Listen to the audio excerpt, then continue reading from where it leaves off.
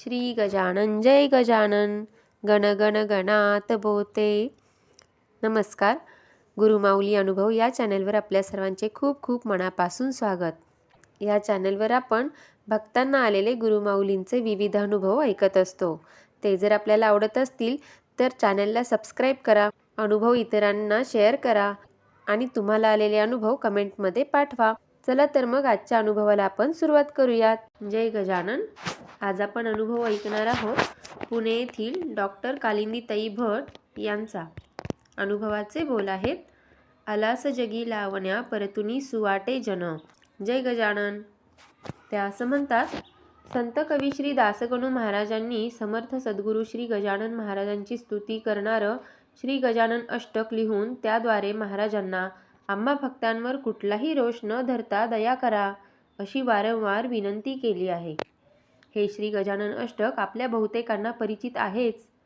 त्यात एका ठिकाणी दासगणू महाराज म्हणतात, अलास जगी लावण्या परतुनी सुवाटे जन. अर्थात गजानन माऊलींचं हे ब्रीदच आहे की भक्तांनी मनापासून भक्ती केली तर त्यांना सुमार्गावर सांभाळून ठेवतात. मग त्यासाठी कधी भक्तांची अगदी लहान इच्छा पूर्ण करून तर कधी भक्तांच्या उदास मनावर फुंकर घालण्यासाठी योग्य घटनाक्रम आखून भक्ताला भक्तीतील समाधान प्राप्त करून देतात आणि भक्ताचा हात धरून सुमार्गावर चालवितात. काही वर्षांपूर्वीची गोष्ट म्हणाल तर गोष्ट अगदी लहानच पण आध्यात्मिक आनंद देणारी आहे. त्या दिवशी असं झालं, आमच्या घरी मोगऱ्याची खूप फुलं येतात. माझ्या मनात अशी इच्छा निर्माण झाली की ही फुलं महाराजांच्या शिरावर वाहावीत. मी तसं सासूबाईंना म्हटलं आणि एक दिवस सकाळी फुलं घेऊन मठात पोहोचले. मनातून आनंद होत होता. महाराजांना म्हटलं, महाराज फुलं स्वीकारा.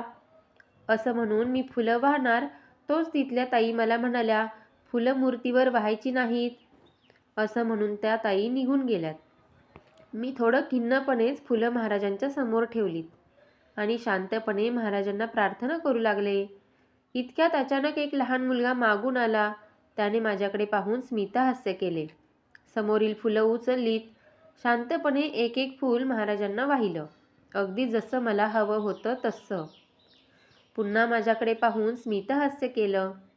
त्याच्या चेहऱ्यावरील भाव जणू मला विचारून गेलेत, झालं समाधान? मी काही बोलणार तर तो निघूनही गेला. असंच एकदा मागे पुण्यात सहकारनगर मंदिरात महाराजांची पालखी आली असताना आत्मिक समाधान प्राप्त करून देणारा अनुभव महाराजांनी मला प्राप्त करून दिला. मी मंदिरात दर्शनाला गेले. तिथे पालखीचा विश्राम होता. पालखीतील सर्व वारकरी अल्पोपहार करीत होते. माझ्या मनात अशी इच्छा निर्माण झाली की आपण या सर्वांना पाणी वाटपाची सेवा द्यावी. त्या इच्छेने मी तिथं गेले. एका काकांना मला पाणी वाढायला द्या असं सांगितलं आणि पाणी घेऊन पुढे जाणार इतक्यात दुसरे गृहस्थ मला म्हणाले, इथे बाई माणसांचं काही काम नाही. असं म्हणून त्यांनी माझ्या हातून पाण्याचा जग परत घेतला. मला वाईट वाटलं. माझा चेहरा उतरला. पण ही महाराजांची इच्छा अशी मनाची समजूत घालून मी घरी परतले. पुढे 2 दिवसांनी मी कॉलेजमधून परतताना चतुशृंगीच्या देवीचं दर्शन घेण्यासाठी मंदिरात गेले. गाडी व्यवस्थित पार्क केली. थोड्या वेळाने दर्शन घेऊन आले तर माझ्या कारच्या मागे कुणीतरी विचित्र पद्धतीने गाडी पार्क करून ठेवलेली. त्यामुळे मला गाडी काढता येईना. मग मी तिथे एका कारमध्ये बसलेल्या ड्रायव्हरला माझी गाडी बाहेर काढून देण्याची विनंती केली. त्यानं गाडी तर काढली पण तिचं तोंड मला ज्या बाजूला जायचं त्याच्या विरुद्ध दिशेला केलं. रस्त्यावर प्रचंड ट्रॅफिक असल्याने आता मला त्याच बाजूला जाणं भाग पडलं. म्हटलं थोडं लांबून वळण घेऊ म्हणून मी थोडं समोर गेले तर ट्रॅफिक जॅम. चौकात चौकशी केली तेव्हा समजलं गजानन महाराजांची पालखी जाते आहे म्हणून ही गर्दी झाली आहे. मग मी चौकातून उजवीकडे वळू शकत नव्हते म्हणून डावीकडे वळले. पुढील चौकात पालखीचे वारकरी एका ठिकाणी अल्पोपहारासाठी थांबले होते.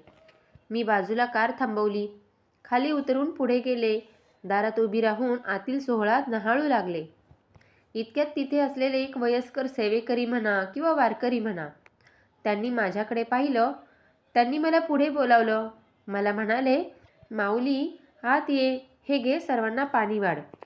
असं म्हणून त्यांनी मला पाण्याचा जग देऊ केला. मी मनसोक्त पाणी वाढलं. सेवा देताना माझ्या डोळ्यातही पाणी दाटून आलं होतं. घुमून फिरवून महाराज मला बरोबर तिथे घेऊन आले. महाराजांवर विश्वास ठेवला की ते तुमचा सांभाळही करतात आणि योग्य मार्गही दाखवितात. आता 2004ची गोष्ट. माझी भाची डॉक्टर आहे.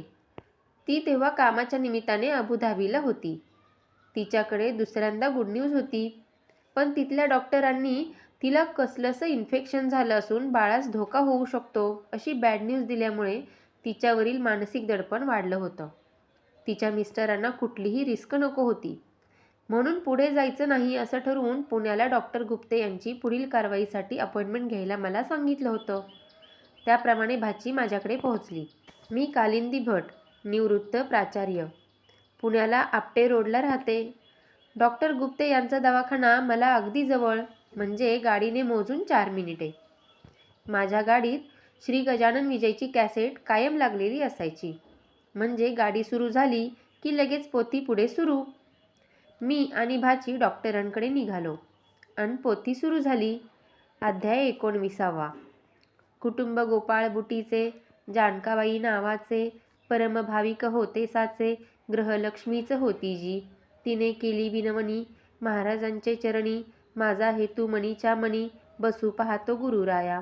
तई महाराज बोलले, तुझ्या मना मी जाणितले, ऐसे म्हणून लाविले कुंकू तिच्या कपाळास. आणखी एक पुत्र तुला, परम सद्गुणी होईल भला. 5.5-6 तास चालणाऱ्या त्या पोथीतील त्या 4 मिनिटात नेमक्या या संबंधित ओव्या म्हणजे मी महाराजांचा शुभ संकेत समजले. पण मी मौन बाळगलं. आम्ही डॉक्टरांकडे पोहोचलो. त्यांनी भाचीला तपासलं.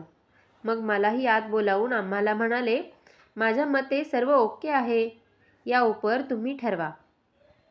नंतर मी भाचीला महाराजांचा संकेत समजावून सांगितला. मग काय, सर्व सुरळीत होऊन तिला उत्तम कन्यारत्न प्राप्त झाले. या सर्व घटनांचा मी साकल्याने विचार करते तेव्हा मला तरी एकच लक्षात येतं, ते म्हणजे महाराजांच्या योजना अनाकलनीय असतात. त्यामुळे त्याविषयी आपल्या मनात तर्क न करता त्यांच्यावर पूर्ण भार सोपवून आपण भक्तगण चिंतामुक्त होऊ. तो क्षण आपल्यासाठी भाग्याचा ठरेल. आणि तो क्षण आपल्या जीवनात यावा असं वाटत असेल तर आपल्यापाशी एकच मार्ग आहे, तो म्हणजे महाराजांचं नामस्मरण. श्री गजानन जय गजानन, श्री गजानन जय गजानन, श्री गजानन जय गजानन. आजचा अनुभव आपल्याला कसा वाटला हे कमेंटमध्ये जरूर कळवा. आणि तुम्हालाही काही अनुभव आले असतील तर तेही कमेंटमध्ये तुम्ही पाठवू शकता. त्याचा समावेश आपण आपल्या व्हिडिओमध्ये करूयात. आणि हे अनुभवांचे व्हिडिओ जास्तीत जास्त लोकांपर्यंत शेअर करा. तर पुन्हा भेटूयात नवीन अनुभवासहित नवीन व्हिडिओमध्ये. गण गण गणात बोते, गण गण गणात बोते, गण गण गणात बोते.